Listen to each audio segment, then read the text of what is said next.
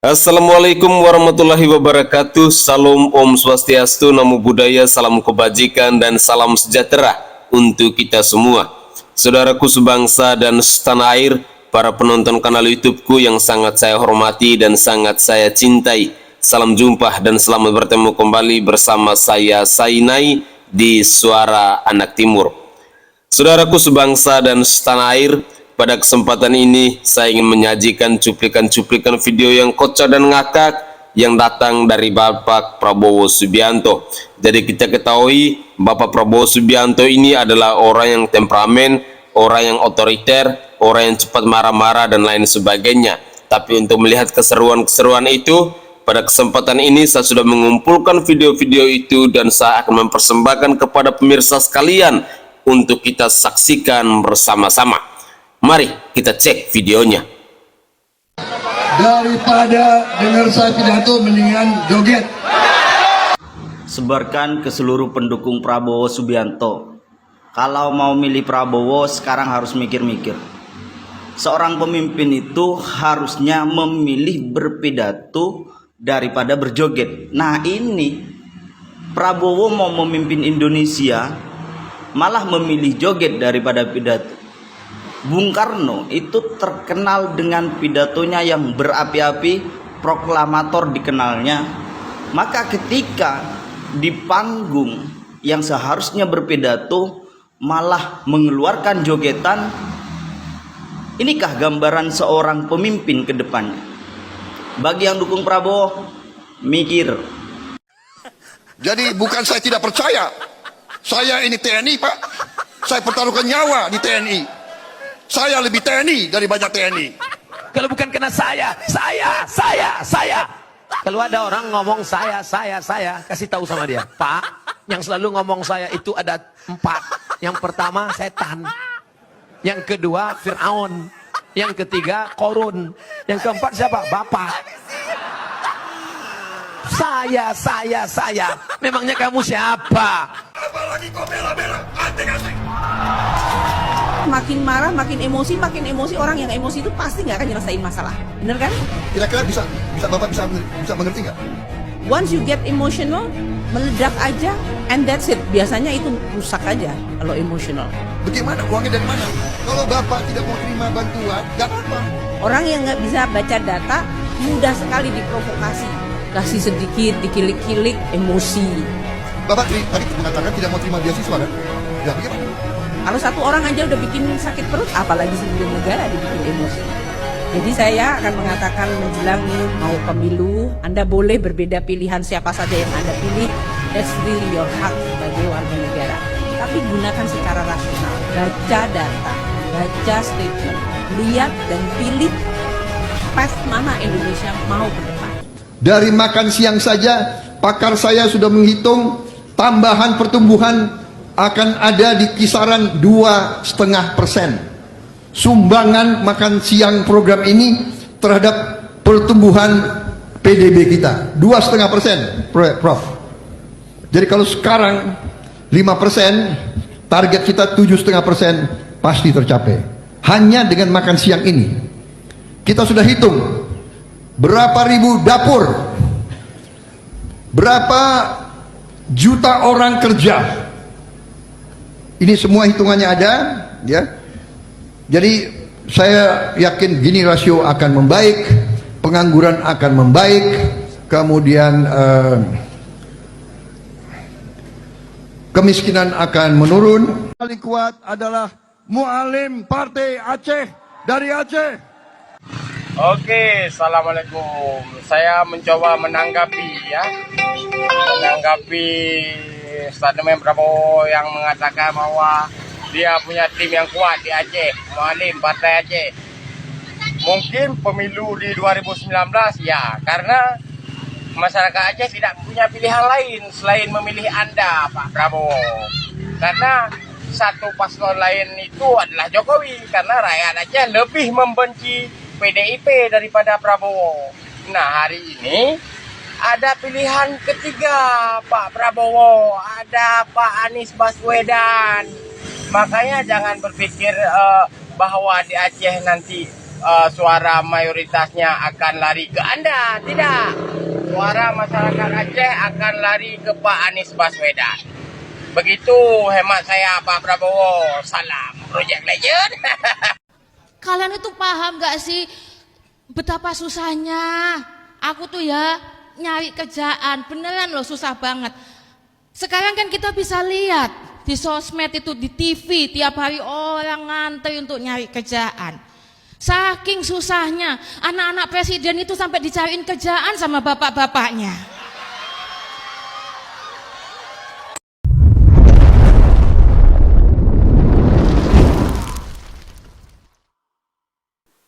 Oke guys, itulah cuplikan-cuplikan video tentang Bapak Prabowo Subianto. Om Gemoy katanya.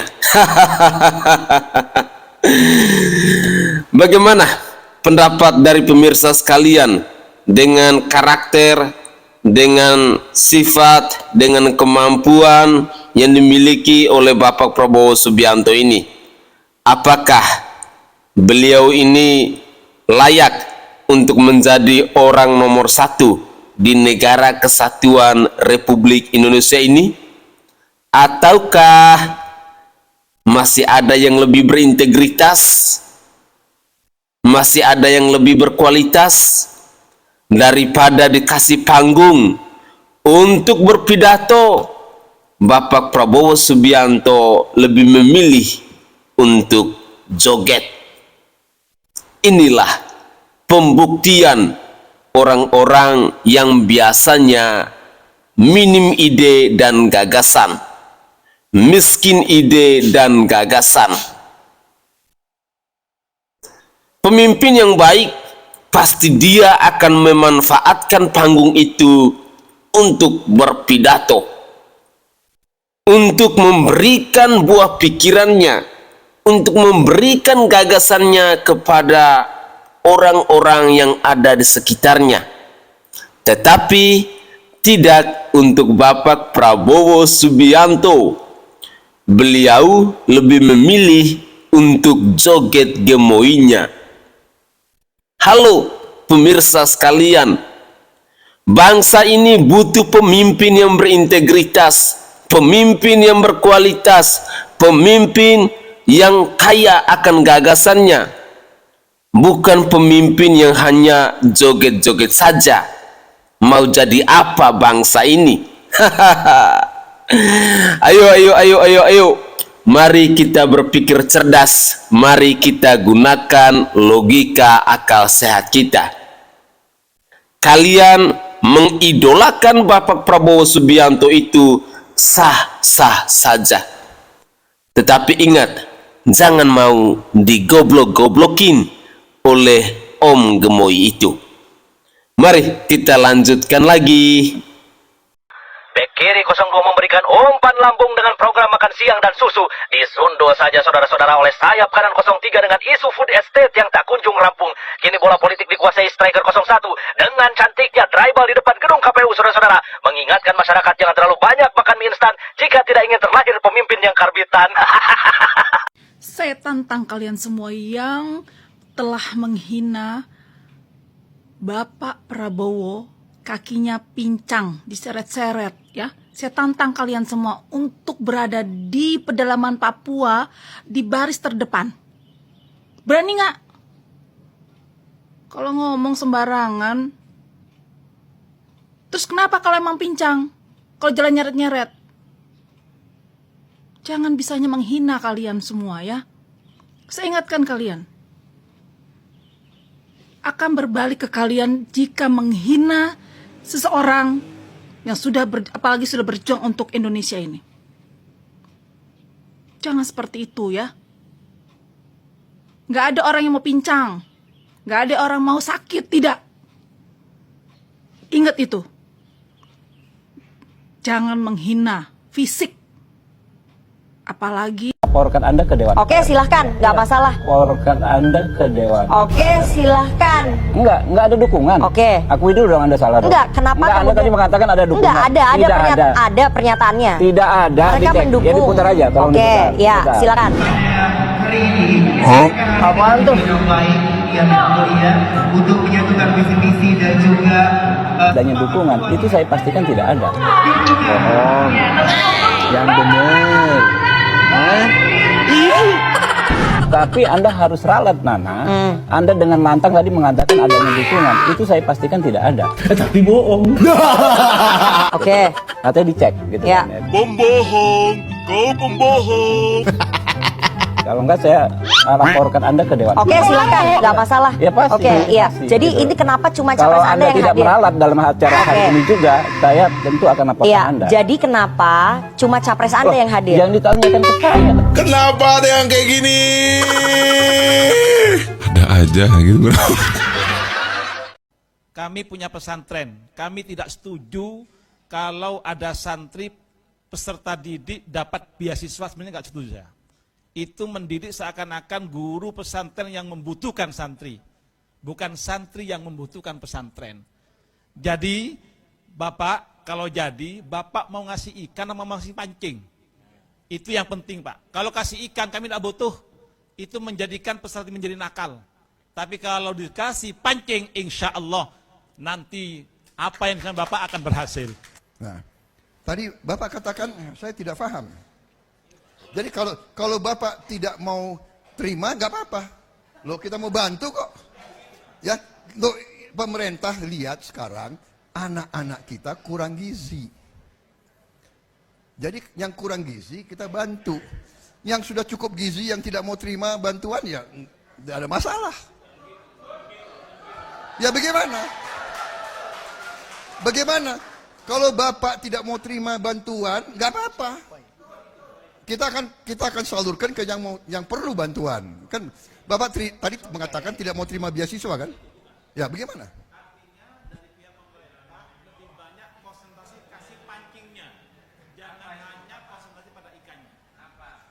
Oh, pasti kita lebih senang kasih pancing.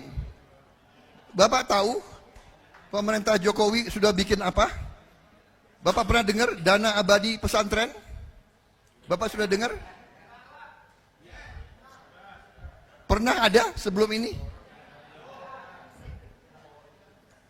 Kan baru sekarang kita bikin dana abadi pesantren, ya.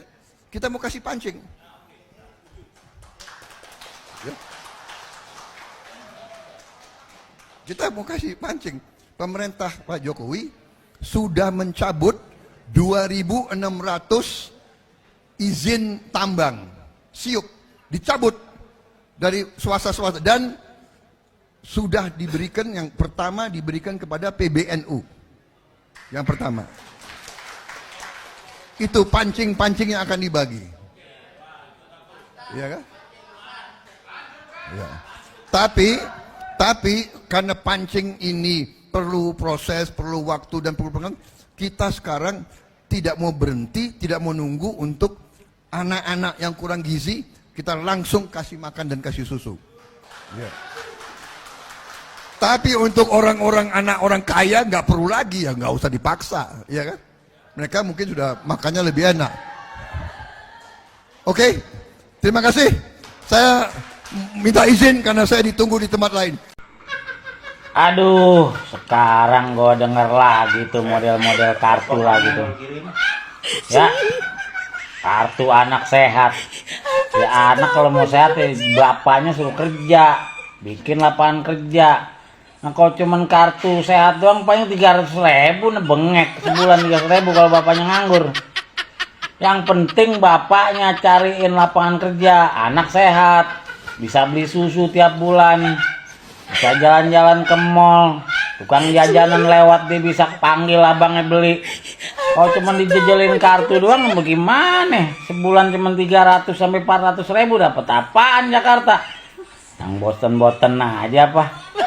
Udah kagak laku dah model-model kartu kayak gitu ya. Udah pada pinter orang.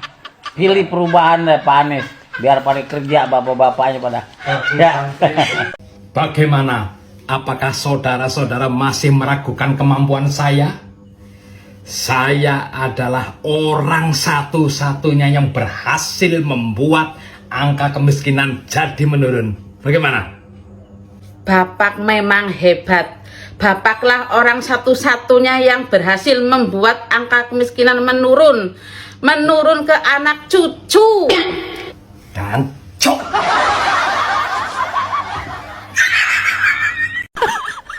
Gokate juga apa? Nggak bakalan dateng tuh belimbing sayur. Diundang deh kagak dateng. Dek kalau umpama yang debat-debat begitu ya, yang diskusi, nggak bakalan hadir dah. Hah? Takut ditanya yang apa namanya, ditanya yang bagaimana gitu. Coba, ntar pasti ada syuting, ke gorong-gorong lah, ke pasar lah. Nah kalau itu bisa karena aktingnya jago. Gue tahu dah belimbing sayur kalau akting jago. Sama kayak babanya. Main di got, gorong-gorong, tablaga metik ini, metik pohon itu. Ah, udah kebaca sinetron lo. Sinetron Indosiar. Coba undangan debat dari mahasiswa mana, gue pengen tahu. Nggak bakalan dateng udah. Gue udah tahu karakter belimbing sayur dah. Asem, ya nggak, kecut, gampang rontok. Oke guys, itulah cuplikan-cuplikan video yang bisa saya persembahkan kepada pemirsa pada kesempatan ini.